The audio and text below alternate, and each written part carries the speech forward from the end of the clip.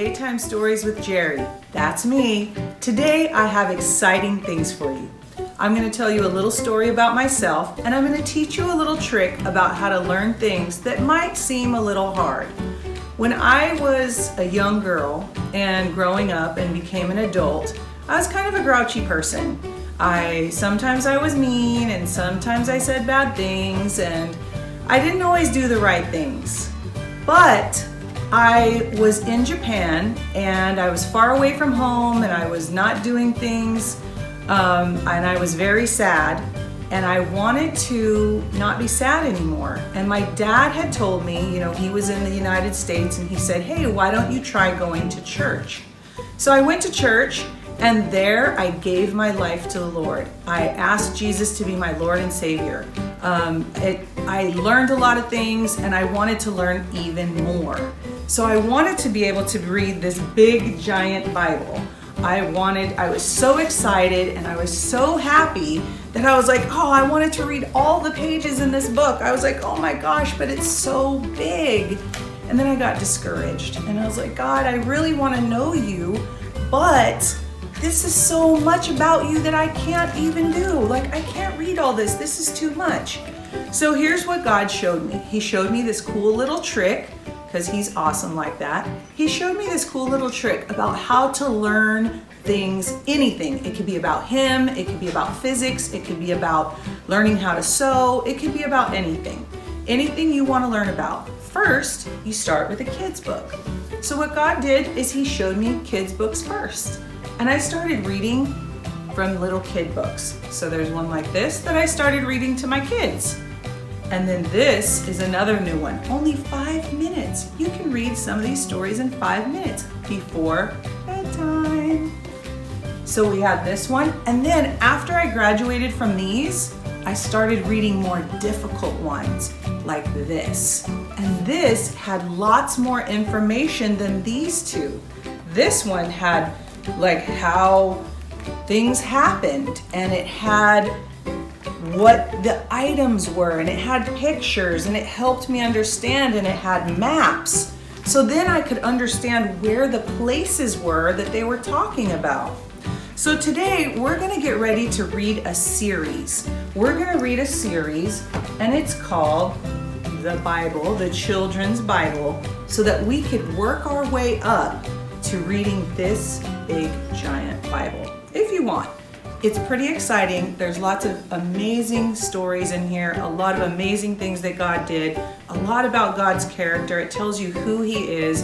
It helps you to get to know him better. And if you don't want to get to know God better, it's an interesting history from creation all the way till now. It pretty much tells you everything.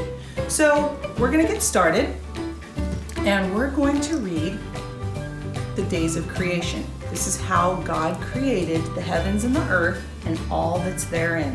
So we're only going to read one part out of this book today. And like I said, it's going to be a series. So we're going to keep going and reading more and more. So you will have a good foundation of what you're reading if you decide to read a big giant Bible. All right, from the book of Genesis, part 1. The first day. In the beginning, God created the heavens and the earth. The earth was without form and empty. Darkness was everywhere. And in the darkness, the Spirit of God moved upon the face of the deep. God said, "Let there be light," and there was light. God saw that it was good, and he separated the light from the darkness. God called the light day, and the darkness he called night. And there were evening and morning of the first day. The second day. God said, "Let there be a sky in the midst of the waters, and let it divide the waters from the waters." Then God made the sky, and he separated the waters from the waters below. God called the sky heaven, and there were evening and morning of the second day. The third day. God said, "Let the waters under the heaven be gathered together in one place, and let dry land appear." And it was so. God called the dry land earth, and the waters he called seas. And he said, "Let the earth bring forth grass and yield plants, here bearing seed, and trees bearing fruit." The earth did so, and God saw that it was good. And it was the third day. The fourth day. God said, "Let there be lights in the sky of heaven, and divide the day from the night. Let them be for signs and seasons, for days and years. Let them be for lights in the sky of heaven to light up the earth." And it was so. God made two great lights, the greater light to rule the day, and the lesser light to rule the night. He also made the stars and set them in the sky of heaven to give the light upon the earth, to rule over the day and over the night, and to divide the light from the darkness. God saw that it was good, and it was the fourth day.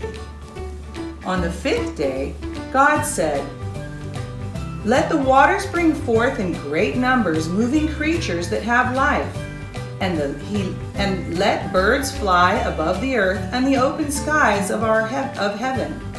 So God created great whales and every living creature that moves. These waters brought forth in great numbers. He created the birds and saw that all this was good. He blessed the creatures and said, "Be fruitful and multiply and fill the waters and the seas. Let the birds also multiply on the earth." And it was the fifth day. The sixth day. God said, "Let the earth bring forth creatures of all kinds, cattle and creeping things and beasts of the earth." And the earth did, and God saw that it was good. "Let us make man in our image, after our likeness, and let him have power over the fish of the sea and the birds of the air, and over the cattle, and over the earth, and all over everything that moves on the earth." So God created man in his own image. In the image of God, he created man and woman. Male and female created he them. And he blessed them and said unto them, "Be fruitful and multiply. Fill the earth and have power over the fish of the sea and over the birds of the air, over every living thing that moves upon the earth. Behold, I have given you every plant bearing seed and every tree yielding fruit which is upon the face of the earth. They shall be your food. To every beast of the earth, to every bird in the air, and to everything that creeps upon the earth and has life, I have given the grass and the plants for food." And it was so. God saw everything that he had made, and it was very good. And that was the sixth day. The seventh day. The heavens and the earth were finished and filled with life. On the seventh day, God rested from his work and all that he had made. God blessed the seventh day and made it a holy day, because on that day he rested. This is how the Lord made the earth and the heavens, and every plant that was in the earth, and every tree of the field before it grew. And when God had made man, a mist had gone up from the earth and had watered the whole surface of the ground. And the Lord had formed the man from the dust of the ground, and had breathed into him the breath of life, and man had become a living soul. And that is the story of the 7 days of creation. Did you guys notice something about that? There's 7 days of creation, and we have how many days in a week? Yep, we have 7. So that's how I began my journey of learning about God and learning about his word, is I started reading books that were easier for me to read. So I hope that you guys do the same. I hope you get to have some fun time reading today, getting to watch lots of videos about reading. And until next time, visit new places, learn new things, and have fun reading books. Till next time.